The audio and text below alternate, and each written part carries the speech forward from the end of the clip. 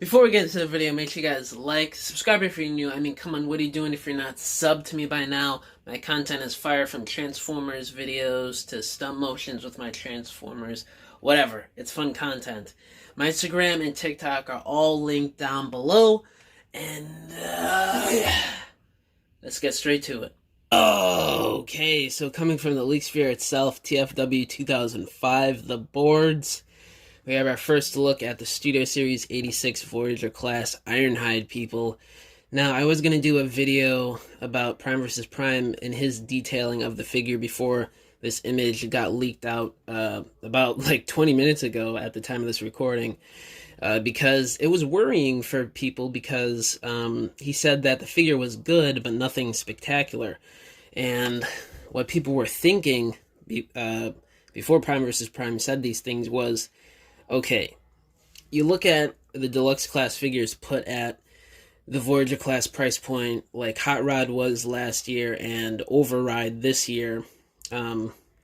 Override, she was an exclusive, so the amount of accessories were obviously limited in terms of budget and stuff. But you look at Hot Rod and the amount of accessories he came with and the amount of engineering that went into the figure itself, and you really start to wonder, and your mind starts to speculate on all the extra things that they could add to this Ironhide figure at a Voyager class price point.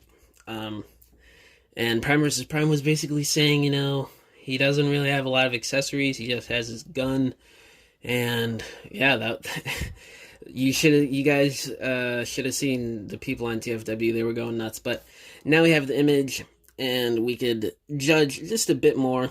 This isn't the greatest image in the world, but it's something. It's much better than what we had yesterday, which was nothing. So, but he looks really great.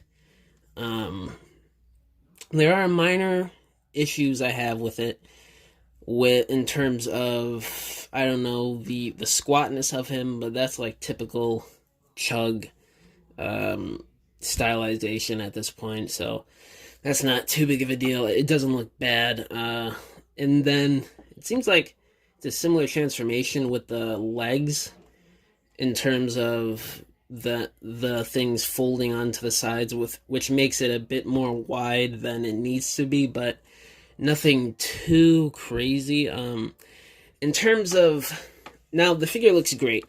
A few minor issues, yes. No Hasbro figure is going to be perfect. This isn't freaking third-party Legends scale stuff here, but this is great for Hasbro. At the point of a deluxe class figure being a Voyager, let's take a look at that. Right off the bat, you can see that he doesn't have any hand articulation, which is something Hot Rod has. Okay, and these guys are going to be about the same height, so take that into consideration. Now, this guy doesn't parts form like the Earthrise figure did. Me personally, I don't mind the parts forming because it created the sled, which is G1 toy accurate, so I don't mind that, and it made the figure look better overall with the deluxe class budget. Now, there's no parts forming, so it means that there's probably going to be a bit more engineering went into this guy to clean up the back section so there's not a big backpack or it doesn't parts form. So that's something to take into consideration with the $35 price point. The accessories. Prime vs. Prime said he just came with a gun, which I'm assuming is just this right here. So if he just comes with one gun, which is painted silver, by the way, which is pretty nice, that is a bit of an annoyance, because what would be the excuse here? Because, well, Override, she was a deluxe at a Voyager price point, but there was the reasoning that she was a Walmart exclusive, and we all know that the budget for the exclusives is much less than the mainline stuff, and we know Ironhide is obviously mainline. So I don't know. It really seems like a big give and take thing right here. I mean, this Ironhide is practically almost perfect for what we're going to get for a Chug scale Ironhide from Hasbro. So, but then you look at, oh, I do want to note, I think it was JT Prime. He said yesterday that there was an order put in when designing this guy for alternate battle damage parts to, I guess, reenact the heroic nonsense scene, which is pretty cool. But Prime vs. Prime said he didn't get that with his copy. So we all know where Prime vs. Prime, or how he gets his figures, right? So what I'm thinking is either he doesn't have those accessories anymore and they're going to be put on with a later release, I'm assuming, or judging by the way PvP got his copy, the factory worker just didn't pack it in with his stuff, which has happened before in the past. So we really don't officially know just yet. We could just speculate given the information we have and how Prime vs. Prime gets his figures, or the earlier figures, some of them.